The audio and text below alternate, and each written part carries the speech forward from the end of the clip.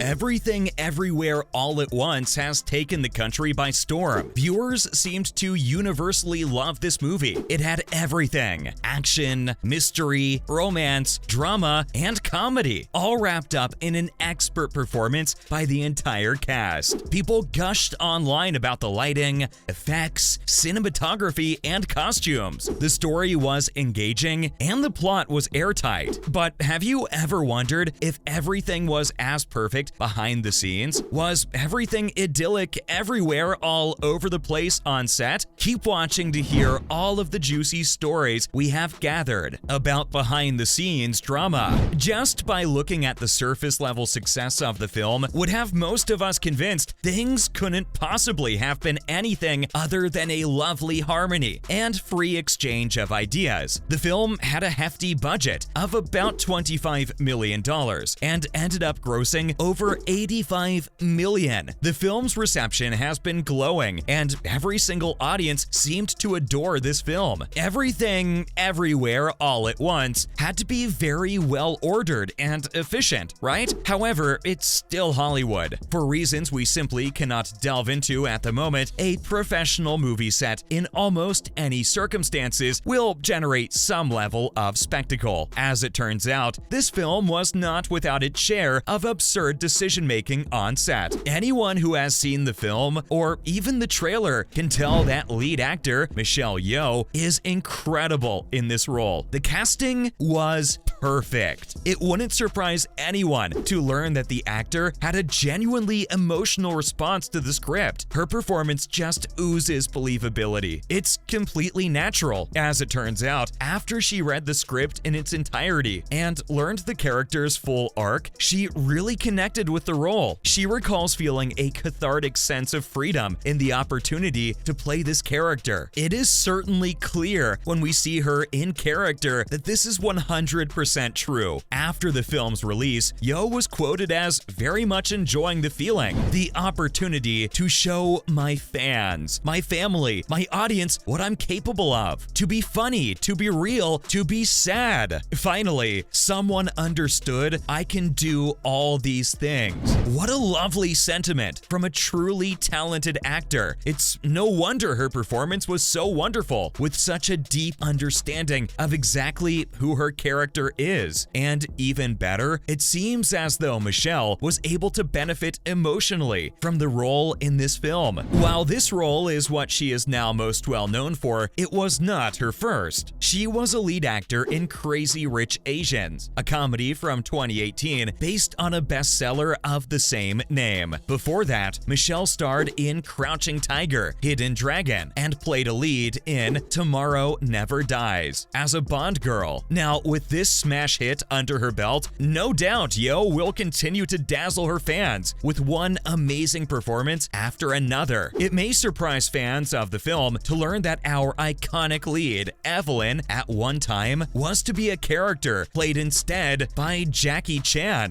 Due to the fighting style of the film, it does make sense why Jackie Chan's name had come up, but most of us would probably agree that Yeoh as the lead was a genius choice. Michelle didn't let the enormous footsteps of Jackie Chan intimidate her. She put all of her heart, soul, and muscle into her fight scenes. We absolutely loved and were impressed by her dedication, and her efforts are very clearly reflected on screen. Trying to imagine the swap really does beg the question. Even if Jackie Chan may have been a palatable choice, what do we gain by simply remaking the same movies over and over again? The same plot lines with the same actors. Seeing this film and its fresh take on a classic story makes it crystal clear that opening up roles for more diverse actors will result in many more creative and interesting films. In fact, we expect Michelle to be nominated for the Academy Award for Best Actress for her unmatchable performance. What do you think? Do you think Chan would have been a better choice? If so, why? In the same vein, after the movie came out, Michelle Yeoh was so proud of its success that she bragged to Jackie Chan about it. The two actors have worked together on a few films before, and they are friends. Apparently, when Jackie Chan reached out to congratulate Michelle, he also asked her if she was aware of the fact that the studio had also considered him for the lead role. Michelle playfully mocked him, texting, "Yes, your loss, my bro," back to her friend. We think it is so much fun to watch another actor develop their skills alongside their inspirational mentors. We think Chan was amused by Yeoh's teasing and that he is very proud of one of his proteges gaining so much success and critical acclaim. She has certainly earned all of the accolades she has been offered and more. In fact, her hard work is already paying off. Just last year, she starred in Shang-Chi and the Legend of the Ten Rings. We cannot wait to see what her next role is. Whatever she creates next, we know she will be enchanting. Besides the lead character, did you know that Daniel Radcliffe was also offered a role in this film? Radcliffe was wholly on board, thrilled to be working with Daniel Kwan and Daniel Scheinert, otherwise known as the Daniels. Everything seemed to be aligned all at once,